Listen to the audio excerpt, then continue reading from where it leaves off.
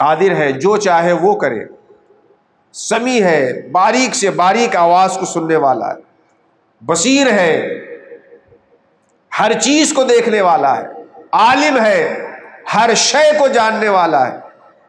یہ ہمارا اور آپ کا وجود اسی کے وجود کا پرتو ہے۔ اس نے ہمیں اور آپ کو بنایا ہے تو ہم ہیں، جب تک چاہے گا ہیں اور جب چاہے گا ختم ہو جائیں گے۔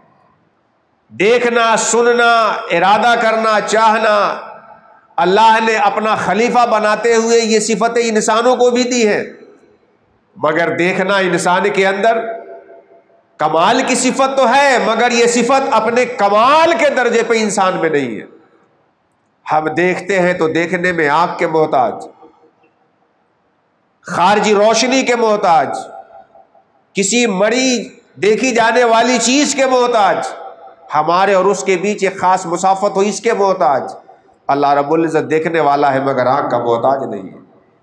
اللہ رب العزت دیکھنے والا ہے مگر کسی روشنی کا محتاج نہیں ہے۔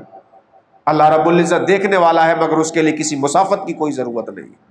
ہم سننے والے ہیں مگر کان کے محتاج، کان میں قوت سماعت کے محتاج، ایک ہوا ہو جو آواز کو تحلیل کر کے کان میں جائے اس کے محتاج، پھر کوئی آواز ہو پھر تب جا کر کے سنے اس کے محتاج۔ اللہ رب العزت بغیر کان کے، بغیر ہوا کے، بغیر کسی احتیاج کے سننے والا ہے۔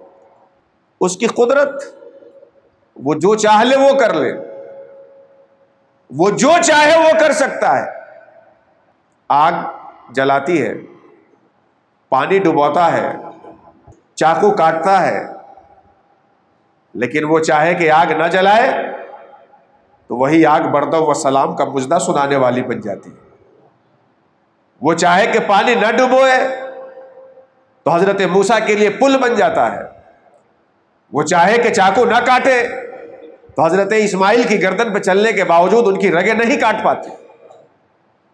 اللہ رب العزت قادر ہے، وہ جو چاہے وہ کرے۔ اللہ جو چاہ لے وہی ہوتا ہے، اور اللہ جس کو نہ چاہے وہ کبھی نہیں ہوتا۔ بخاری شریف کی حدیث ہے، اللہ کے رسول صلی اللہ تعالی علیہ وسلم نماز سے فارغ ہونے کے بعد کثرت سے یہ دعا پڑھتے، لا الہ الا اللہ وحدہ لا شریک لہ، اللہ کے علاوہ کوئی معبود نہیں، وہ تنہا یکتا ہے، کوئی اس کا شریک نہیں، لہ الملک و لہ الحمد، اسی کی بادشاہت ہے اور اسی کے لیے خوبیاں اور کمال ہیں، بیدہ الخیر، اسی کے دست تصرف میں بھلائی ہے، وہو علی کل شیء قدیر، اور وہ ہر چاہے پہ قادر۔ اللہم لا مانع لما اعطیت ولا معطی لما منعت، پروردگار تو جو دے اس کو کوئی روکنے والا نہیں، اور جو تو نہ دے اس کو کوئی دینے والا نہیں، ولا ينفع ذا الجد منک الجد، اور کسی کی کوئی شوکت اور قوت تیرے مقابلے میں اس کو نفع نہیں پہنچا سکتی۔ یہ چیز انسان کے ذہن و دماغ پہ راسخ ہونی چاہیے۔ جب تک معبود کا یہ تصور، توحید کا یہ جام، اور ایک معبود کا یہ پختہ عقیدہ اور اس کے سارے اثرات ہمارے اندر نہیں اتریں گے، تب تک ہمیں اس معبود کے حکم پہ عمل کرنے میں مزہ بھی نہیں آئے گا، اس حکم پہ عمل کرنے میں ہمارے اندر دوام اور استقرار بھی نہیں ہو پائے گا۔